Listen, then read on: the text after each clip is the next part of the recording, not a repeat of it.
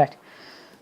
రామ్ గోపాల్ గారు ఎక్కడెక్కడికో వెళ్ళింది, గ్రామం దగ్గర నుంచి దేశాలకి. ఇప్పుడు మతం మీద చర్చ పెడితే ఆయన దేశం మొత్తం మేము కూడా మాట్లాడితే పురాణాలు మనశాస్త్రాల దాకా వెళ్ళాయి. సరే అవన్నీ పక్కన పెడితే రైట్. రామ్ గోపాల్ గారు ఫైనల్ గా మీరేం చెప్పదలుచుకున్నారు? అంటే మొన్నటి వరకు కాంగ్రెస్ పార్టీ మీద ఇందాక నేను రాములు గారిని అడిగినట్టు ప్రభుత్వ వ్యతిరేకత ఉంది ఊళ్ళల్లో, గ్రామాల్లో ప్రజలందరూ కూడా కాంగ్రెస్ పార్టీని ఆదరించట్లేదు కాబట్టి ఎలక్షన్లకు వెళ్ళడానికి భయపడుతున్నారు. సరే ఇప్పుడు వాళ్ళు ఎలక్షన్లకు వెళ్తున్నారు కాబట్టి మొత్తం ఓవరాల్ గా ఎలా ఉండబోతోంది అనేది?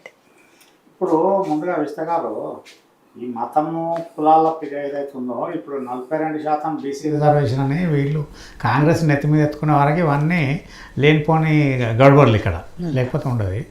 ముస్లిమ్స్ అన్న దాని మీద ముస్లిమ్స్లా నేను చాలా సర్టిఫికేట్ లద్దాఫీ అని అంటారు, అంటే దూదేకులోళ్ళు పరుపులు మెత్తలు పెట్టేటోళ్ళు దూదే ఎక్కేటోళ్ళు అన్నట్టు. తర్వాత ఫకీర్ వాళ్ళు, తర్వాత ఈ బుడ్బుక్కల వాళ్ళు అడక తినేటోళ్ళు వాళ్ళు ఉంటారు కదా, వాళ్ళు చాలామంది పాపం ఉంటారు. వాళ్ళు ఊర్లలో ఇప్పటికి కూడా ఊర్లలోనే ఉన్నోళ్ళు. ఓవరాల్ పాపులేషన్లో ముస్లిమ్స్ అంతా ఏమైందంటే మొత్తం మైగ్రేట్ అయిపోయారు.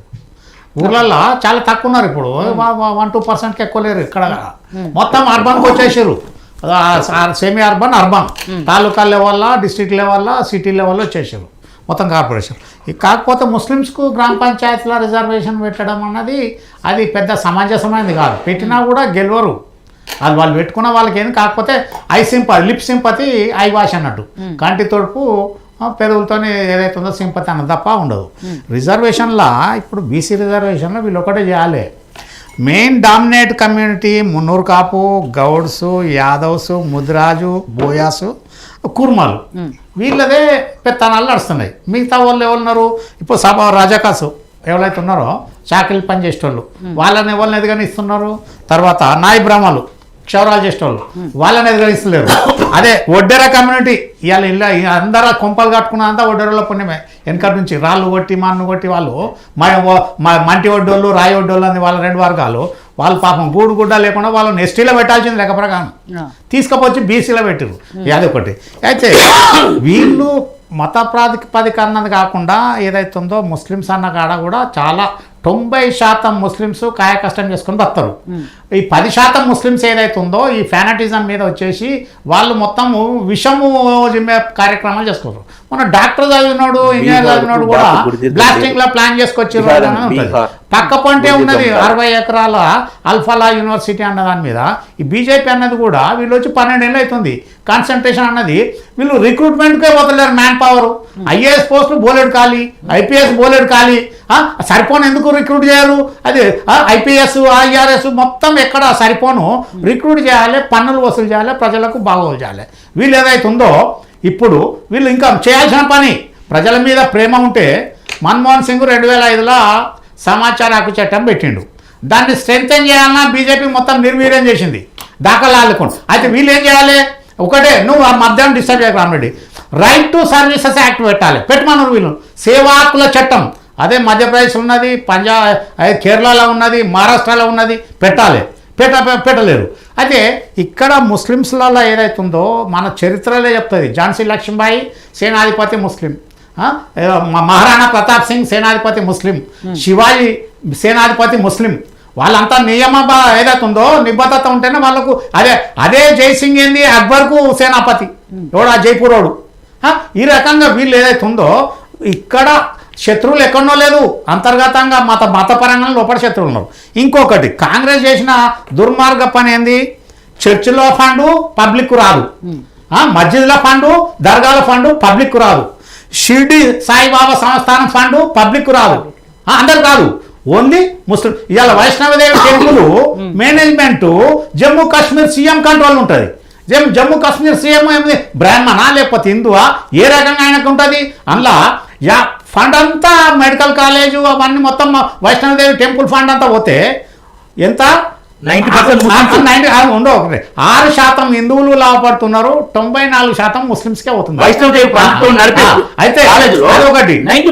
ఇప్పుడు చెప్పినట్టు పాపం మన రామరెడ్డి చెప్పినట్టు హిందువుల పండుగ బుద్ధి జ్ఞానం లేకుండా బస్సు పేర్లు వేస్తారు.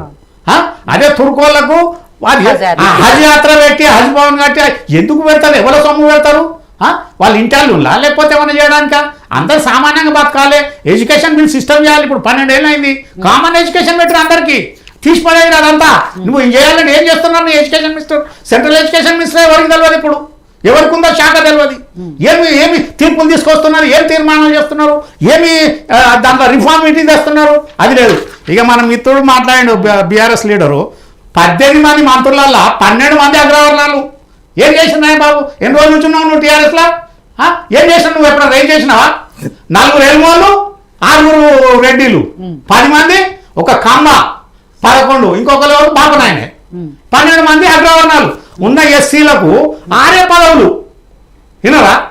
ఏడు సామాజిక సమన్యాయం ఉన్నది.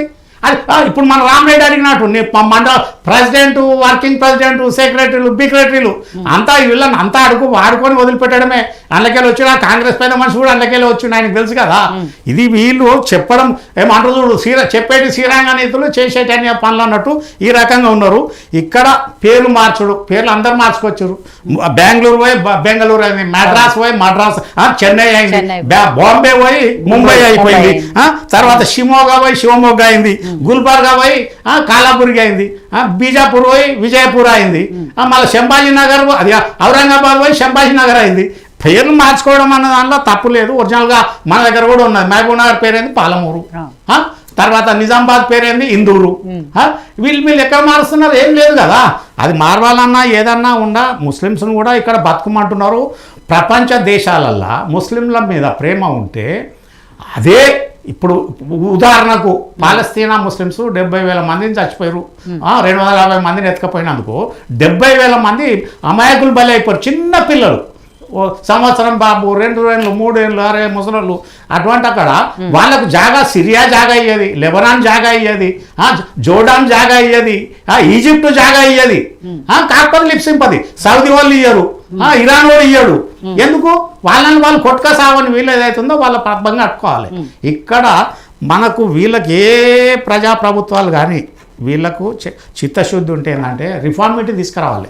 ఇప్పుడు ఇదే కాంగ్రెస్ ఇదే 42% రిజర్వేషన్ డిసైడ్ అయ్యి 300 కాపుల జనాభా ఎంత, 8%, గౌడ్స్ ఎంత, యాదవ్స్ ఎంత, బోయాస్ ఎంత, మంగళోళ్ళు ఎంత, సాకులోళ్ళు, వాళ్ళకు ఒడ్డోళ్ళు ఎంత, వాళ్ళకు పోస్టులు రిజర్వ్ అయ్యి ఎంతసేపు మళ్ళీ వీళ్ళే వస్తారు.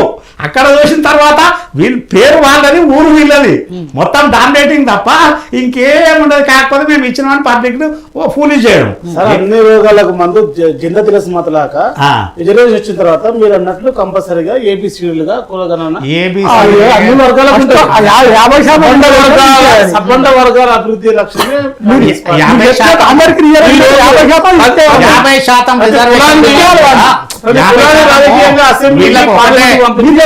50% చెప్పారు కదా 50% రాజ్యాంగబద్ధంగా రాజ్యాంగ అమలు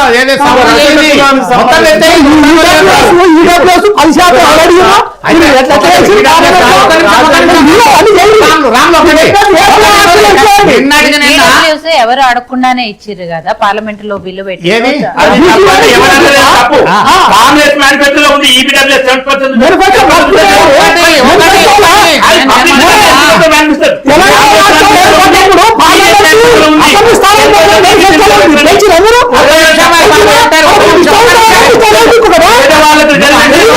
అన్ని వర్గాల్లో ఉంటారు కాబట్టి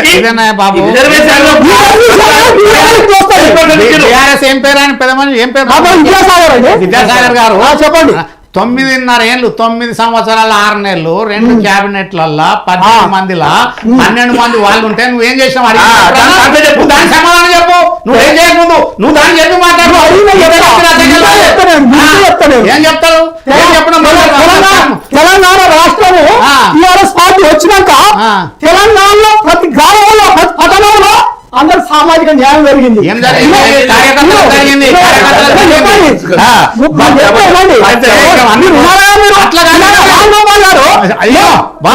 ఒక నిమిషం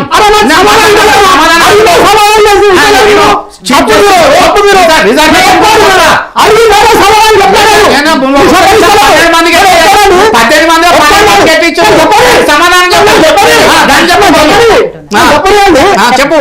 తెలంగాణ రాష్ట్రంలో 2001 టీఆర్ఎస్ పార్టీ స్థాపించిన తర్వాత ఇదే ఉస్మానియా 2001లో మేము విద్యార్థిని అందరికి తెలుసు. మన మిత్రులు కూడా వ్యక్తికి సంబంధం ఉంది. ఏబీపీ ఊర్లో ఎక్కడ ఉండదు. యూనివర్సిటీలో ముస్లింస్ వాళ్ళు క్రిస్టియన్స్ ఏబీపీ జెండా పట్టుకోకుంటే అరాచకం. చాలా ఇప్పుడు వాళ్ళ ఏంటి? ఇప్పుడు ఆ టాపిక్ అంతా మనకి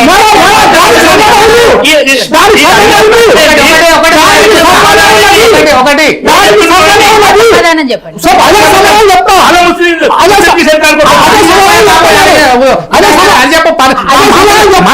ఎందుకు ఇవ్వలేదు? ఎస్సీ ఎస్టీ బీసీలకు టాయిలెట్ల పక్కన ఊళ్ళు ఇచ్చేది, కానీ 2001 తర్వాత వచ్చిన పార్టీ తర్వాత ఉస్మాన్ యూనివర్సిటీలో ఎస్సీ ఎస్టీ బీసీలో లీడర్లు అండి. ఒక ఉస్మాన్ యూనివర్సిటీ ఇంకో బాల్కా సుమన్ ఎస్సీ ఎంపీ అయ్యిండు, ఎమ్మెల్యే అయ్యిండు. కిషోర్ ఎమ్మెల్యే అయ్యిండు. ఒక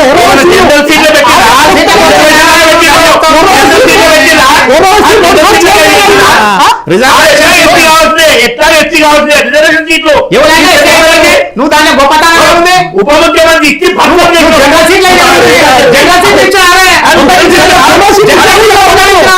జనరల్ ఇచ్చిన చెప్తాను.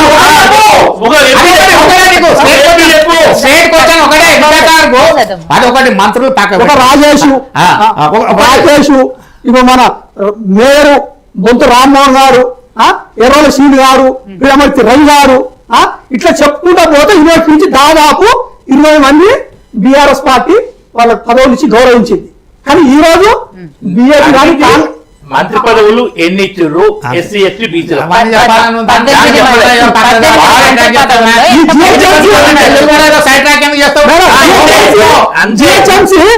జిహెచ్ఎంసీ ఎలక్షన్లలో బీసీలకు 50% ఇచ్చారు, మహిళలకు 33% ఇచ్చింది.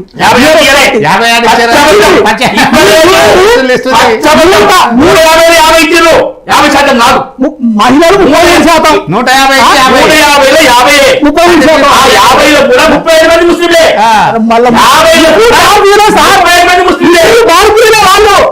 బీసీలో బీసీల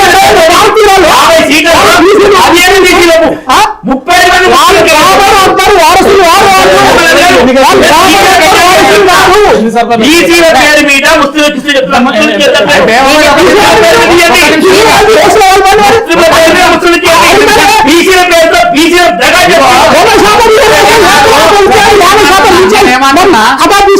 విద్యాసాగర్ ఒకటే మీ దాంట్లో ఉద్యమకారులు ఉద్యమంలో పాల్గొన్న వాళ్ళందరినీ అధికారం రాగానే అందరి తరిమేసి అరే ఎందుకంటే చెప్తాం లిస్ట్ పక్కపడి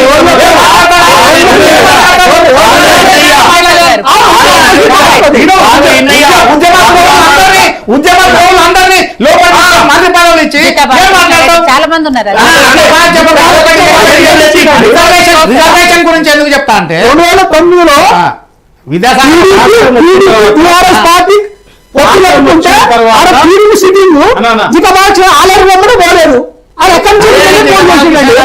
చెప్పేది బొమ్మలు లేక పొగబెట్టి అయితే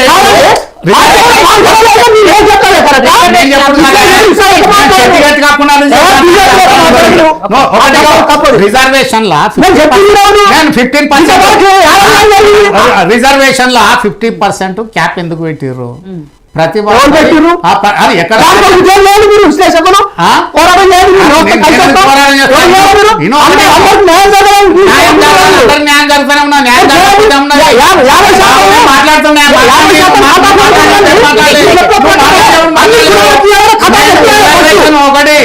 ఒకటి రిజర్వేషన్ లా పాపం నిన్న రిటైర్డ్ సీజే దళితుడే కదా, ఆయన ఏమిచ్చిండు స్టేట్మెంట్, క్రీమీ లేయర్ వాళ్ళకు రిజర్వేషన్ ఇవ్వకూడదని.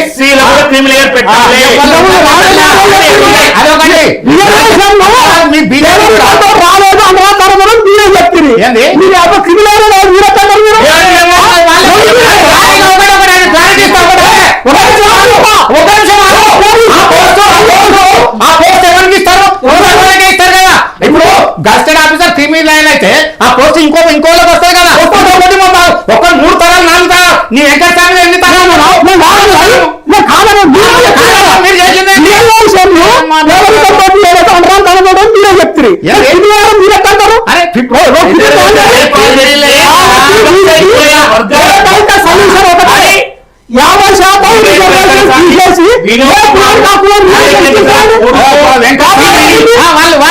వీళ్ళు అది అసలు ఆ రిజర్వేషన్లు కూడా కాల పరిమితి ఉంది కదా, అది కూడా ఎవరు 10 సంవత్సరాలు ఉందండి. అదే అసలు రిజర్వేషన్ అలాంటి రిజర్వేషన్ లేకపోతే మరి మీరు కులాలకు ఆ యాదవ్ కింద ఈ మీరు ముదిరాజు కింద మీరు అటు చెప్తున్నారు అరే మళ్ళీ అదే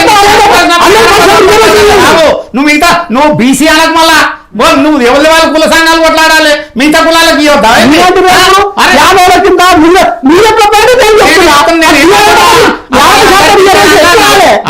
నేను చెప్తున్నా. 42% 33%లా వాళ్ళందరికీ ఏదైతుందో బీజేపీ 2020 జనాభా లెక్కలు చేస్తున్నాడు. బీజీ అన్ని చేపించి మీరు చెప్పినట్టు 20% వాళ్ళకి ఇచ్చి యాదవ్కి ముదిరాజుకి ఇచ్చేయండి 100%, 50% ఎత్తేయండి. 100% నువ్వే పిఎం గా నువ్వే పోయి బిల్లు పెట్టాయి బాబు. రిజర్వేషన్ ఏదైతుందో రీసెర్చ్ సైడ్లా టెక్నికల్ సైడ్లో కూడా ఏదైతుందో ఇప్పుడు సౌత్ ఆఫ్రికాలో నెల్సన్ మాండేలా గెలిచినాడు, అక్కడ చాలా తెగలు ఉన్నాయి. వాళ్ళందరూ కూడా మాకు రిజర్వేషన్ అది ఇదని అంటే రిజర్వేషన్ ఇస్తే ఇంకా వేరే అవసరం లేదు, మనకు బయట దేశపు శత్రువులు అవసరం లేదు, మనమే స్వయంగా నాశనం అయిపోతాము, రిజర్వేషన్ గురించి మాట్లాడకుండా అని చెప్పిండు. విన్నారా? నెల్సన్ మాండేలా సౌత్ ఆఫ్రికాలో వాళ్ళు ఇప్పటికి కూడా ఏదైతే ఉందో అణగారిన వర్గాలు చాలా ఉన్నాయి, అక్కడ తెగలు కూడా చాలా ఉన్నాయి, ట్రైబల్స్ కూడా చాలా మంది ఉన్నారు సౌత్ ఆఫ్రికాలో. అది అయినా కూడా వాళ్ళు ఆ రకంగా ఉన్నారు. ఇక్కడ రిజర్వేషన్ 50% ఇచ్చినంత మాత్రం